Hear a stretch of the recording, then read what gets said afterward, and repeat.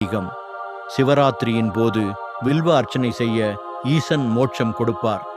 சிவபெருமான் ஏற்றுக்கொண்ட வில்வத்தை நாம் பயன்படுத்தும் போது அது மருத்துவ பொருளாக, மூலிகையாக நமக்கு பல நன்மைகளை தருகிறது. வில்வ மரத்துக்கு பாலூற்றி வணங்கி வர நம் வீட்டில் பணவரவு அதிகரிக்கக்கூடும்.